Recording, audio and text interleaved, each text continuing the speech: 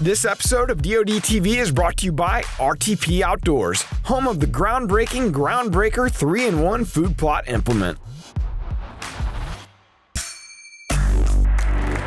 All right, today we're here at the farm. We're doing a little more prep work for deer season, and one of the cool things that we're gonna do from time to time is test out new equipment from our partners. Today, I'm gonna be taking a look at the TrueFire Exert Flex and see if I can dial in my bow for the year.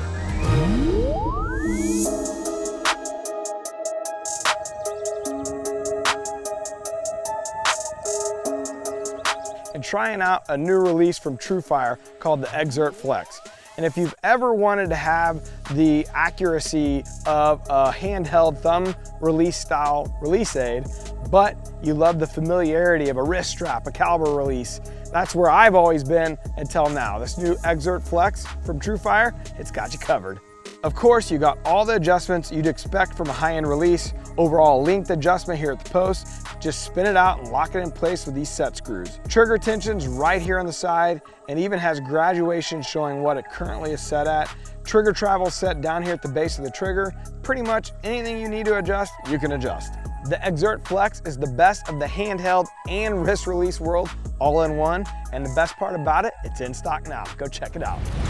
All right, very cool release. It's actually helping me take groups from like this down to this, which is exactly what I and I'm sure any other hunter needs. So pretty cool. Look forward to trying it out all fall. Now we're gonna jump over to one of my leases. This is a piece that I've had for years and we kind of got it dialed in and figured out. What we're getting ready to do is take the RTP Groundbreaker. It's a 3-foot Groundbreaker, and we're gonna show you how we utilize it on a little honey hole plot. This is a spot that Scott and I have both had success on in years past, and actually Scott killed his target animal right here on this food plot the year before. So we're coming back in, we're gonna plant a little biologic radishes, same recipe that we had the year before. We just gotta get everything in the ground and let Mother Nature do the rest.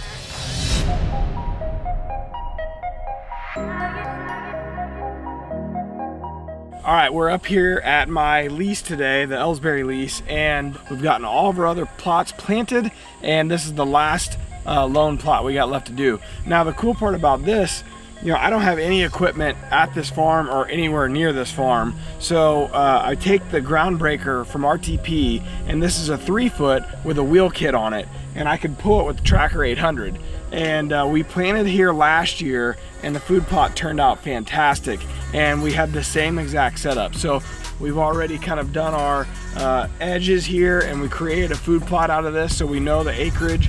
We're gonna be planting biologic radishes today. We're gonna start with this 3-foot Groundbreaker. The cool part about it, it's a 3-in-1 implement. So it's got a disc on it, it's got a cultipacker on it, and it's got the seeder on it. And really everything you need. When you put that wheel kit and can pull it behind a side-by-side, man, I'm talking about MVP for me. It gives me everything I need.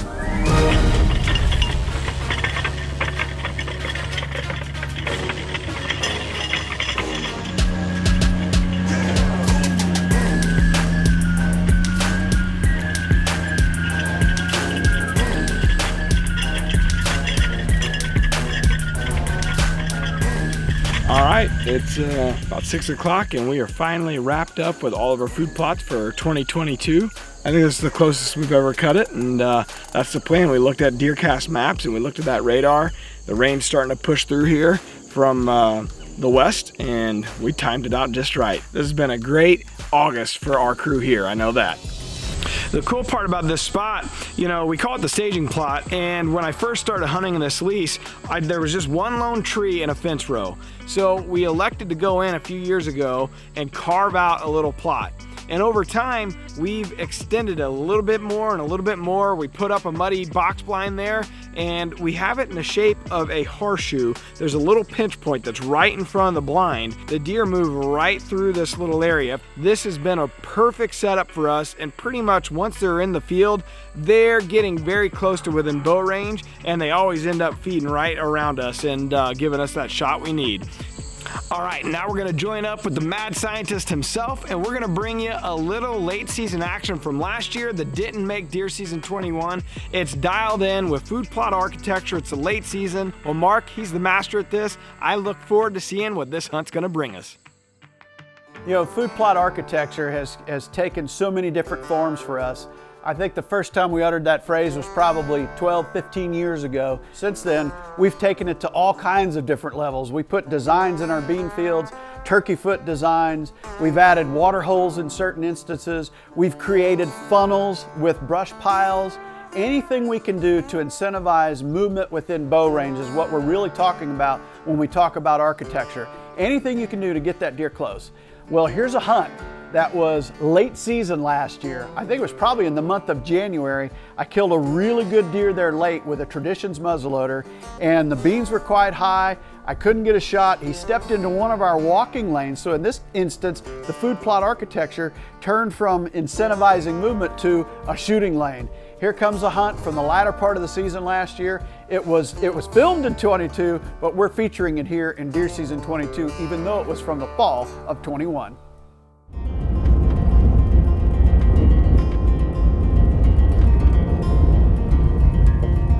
Well, here we go. Who wouldn't be excited about a day where the high is around 10 degrees? We've got a northwest wind at about 15 to 20 and pressure 30.2 and sky high. It might be 30.3 by now. So we're going back in where we sat last night, and hopefully the target, I thought I had 2 targets last night. One walked by and I just couldn't shoot him. So hopefully the Luke buck or perhaps that big kicker 9 shows up tonight, and we'll get after it. That first deer walked out last night. I thought he was going to be a target, and once I saw him, I just couldn't squeeze the trigger. Pictures are one thing, a sighting is different, and I really felt like, you know, we need to give him another year. So I didn't pull the trigger on him. Hopefully tonight we see something we can pull the trigger on. Luke buck for sure, and maybe that big kicker 9.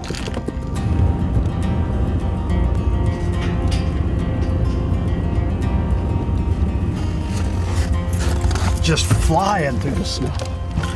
Flying through the snow.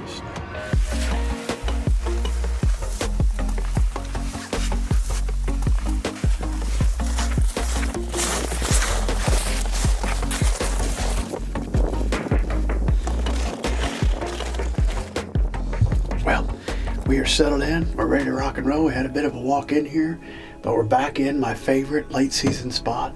We got 9 acres of beans in front of us, 3 different trails that convene right here that have green under that snow, and big, heavy south-facing cover all to our north. We're hunting on a northwest wind, and we'll see what shows up tonight. Last night was simply incredible. We didn't see exactly the buck we wanted, but tonight might be a different story. We'll find out. I'm excited to be here, I know that.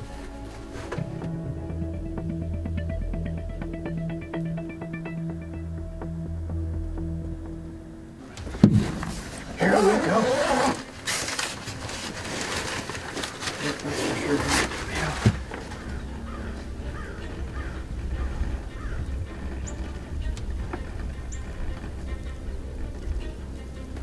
150 exactly.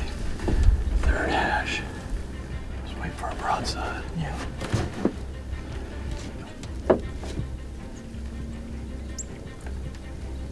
Oh, jeez. I got a doe blocking for me. Yeah. We gotta wait for that to clear. So many deer there. Yeah. Are you ready? Yep. Here we go. Ready? Yep. Hold on a second. This is corn stock. Think of it. He's pacing away. 75, 4th hash 1.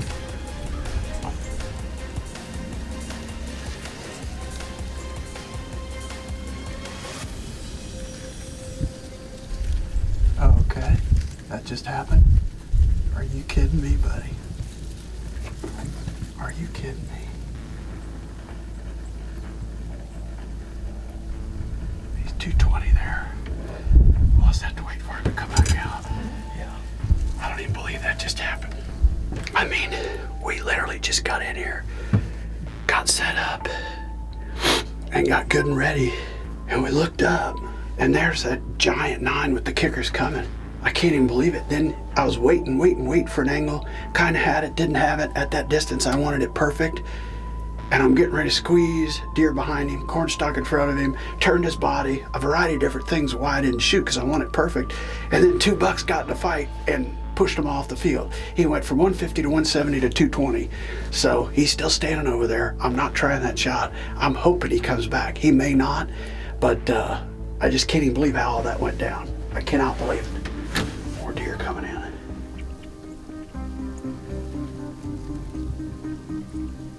Well, we may not be out of the game just yet. It looks like he went up that draw and bedded right there.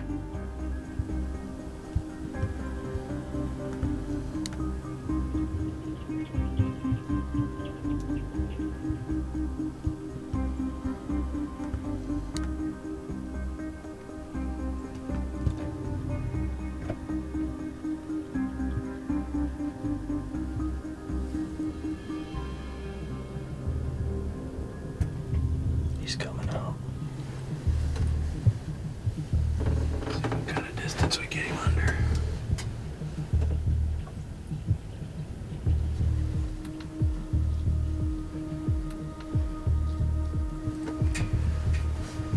I'm getting 181 right there.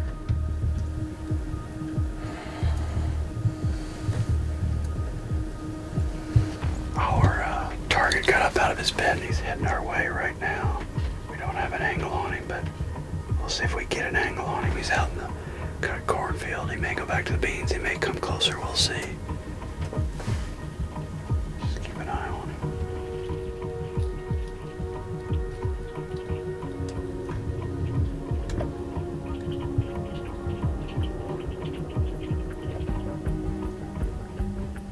I lost him currently. He's going into the beans right now. Okay, I see.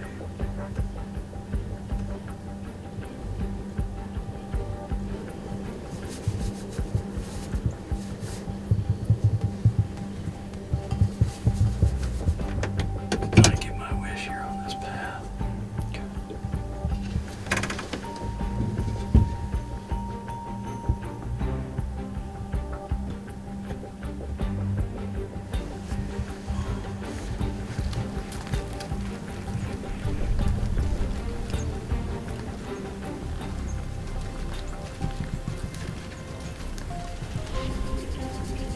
Our boy came back out. We're waiting on a shot. I got too many beans on his vitals right now. Walk to that path.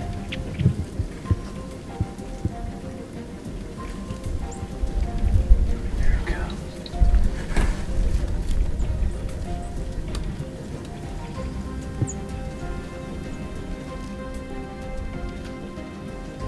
As soon as he hits the path, we can broadside, okay? Yep.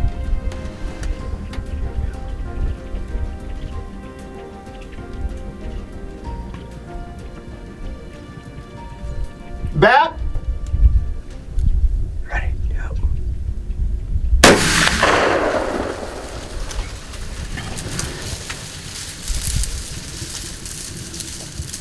He's going down right there.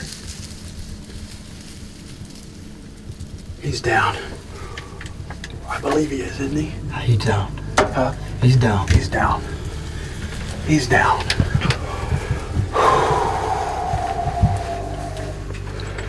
Oh, baby. We did it, Carson. God, let's go. That deer came out early. Caught us a little bit off guard and we weren't ready. Shame on us. And he went off to the west, bedded over there, came back out, ended up walking back through the beans, and I just shot him in one of our paths. Finally got a shot of him, and I mean, I'm pumping right now. It's a good deer. Let's go. Congrats, man.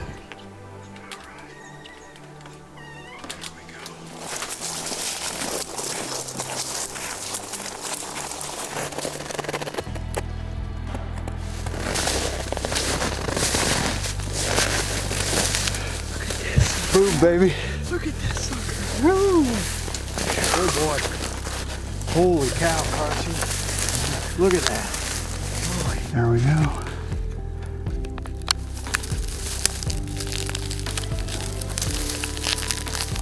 It's so cold and tag on us here.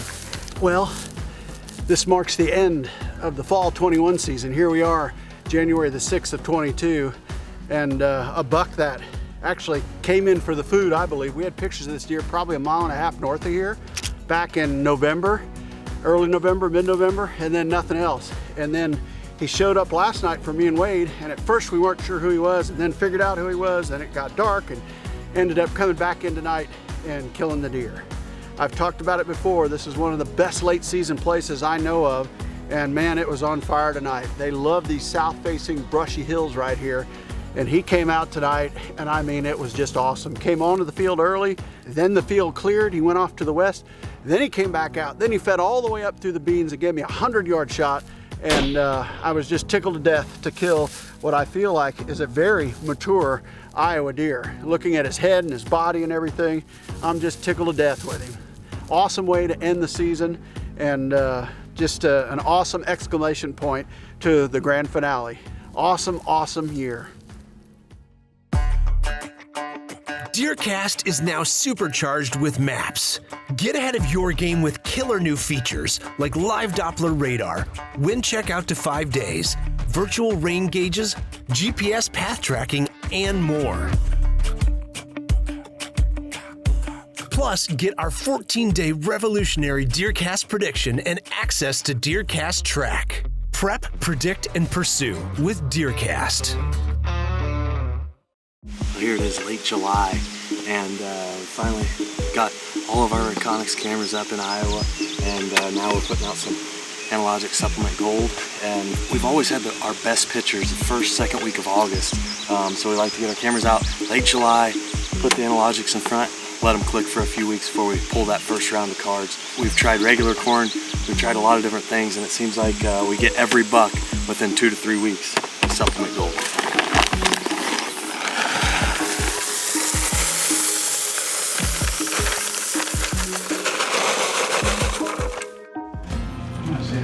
Denver. I love those.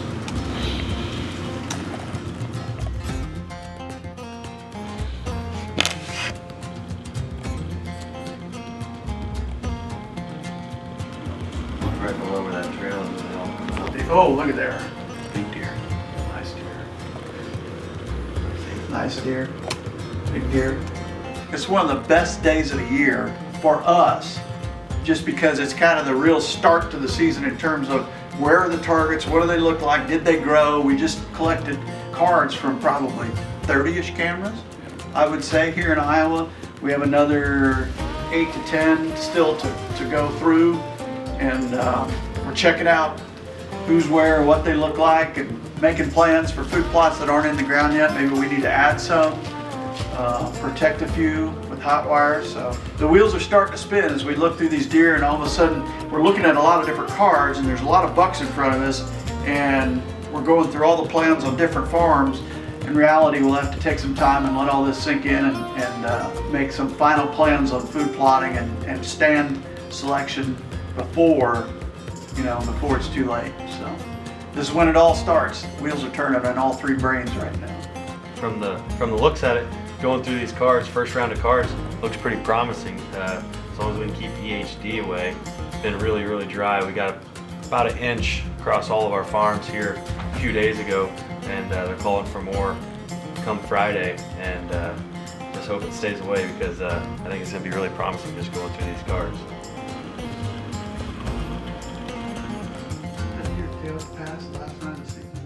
As I look back through the past 3 decades, it really comes down to success or failure really comes down to the prep that you do ahead of the season, the MRI you get, the cameras that you put out. We've been focused on that. We've been focused on some food plots. Now we're going over to Terry's farm, see what that crew's focused on. I think there's going to be a few trees going in the ground.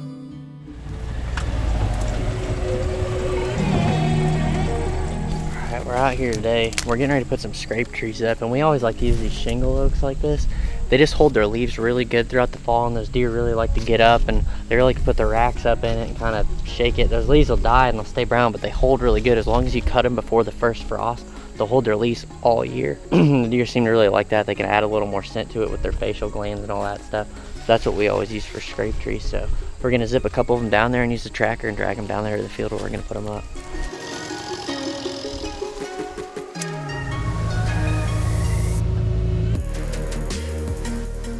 You can see we got our old scrape trees, so we're literally gonna put them in the exact same spot. They're absolutely perfect. Got our tree stand set right behind us here. And typically we put 2 scrape trees out on these spots because the deer, they like to come and hit one, and then they'll go and hit the other. And when they walk between them, we put them so they're gonna give us a really nice broadside or quartering away shot. Works out absolutely phenomenal. So they like to hit these ones. We just haven't had a shooter on this field the last couple of years, but we got a couple good deer on camera down here, so we'll see what happens.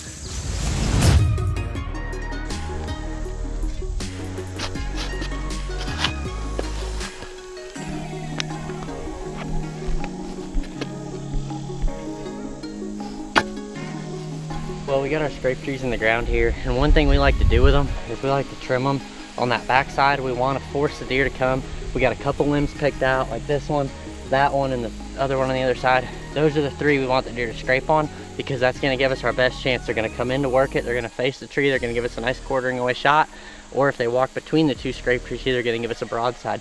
So we're trying to direct those deer right where we want them. So we're going to come on the backside, trim all the limbs that they could possibly scrape on the backside here, and force them around. It works pretty darn good. Usually when they hit them, they come in, work the limbs we want them to, and works out pretty slick.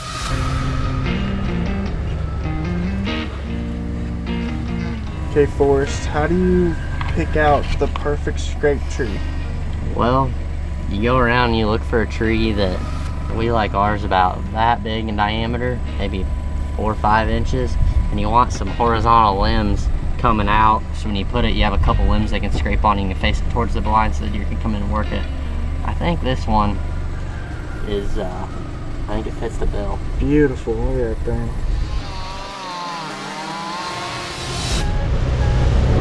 You ever heard of toe mater?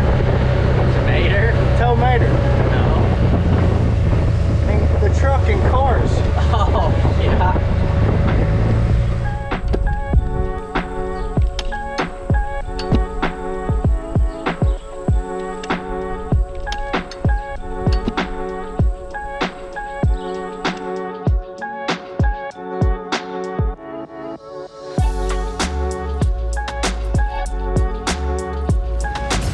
Well, this is a field we've put a ton of time and effort into. We got the hot wire around the green field. We had the beans hot wired. You can see they look awesome. We have corn hot wired. We moved the blind 10 yards. We moved the tree stand set. And now, as you can see, we got 2 scrape trees there. They're about 16 yards, 16, 17 yards from the tree stand. We got 2 of them. They're about 9 yards apart. So hopefully that big deer we're after comes, walks out of the road like he usually does, and comes, hits that first scrape tree, and Terry can whack him, go into the second one, have a nice broadside shot there. I'm really liking the way this is shaping up. The green plot's coming in good, that mossy oak biologic. It's looking sweet. This is lining up to be a really, really killer spot this fall.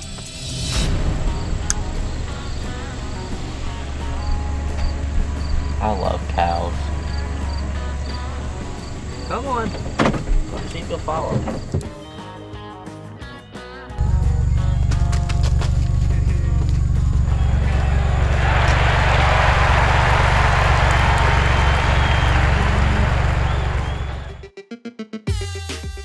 We're adding new videos every week, so make sure to click that subscribe button and check out all of our amazing content. This episode of DoD TV is brought to you by MOTV. Head on over to the MOTV app for this full episode of 13 and all of Season 7 today.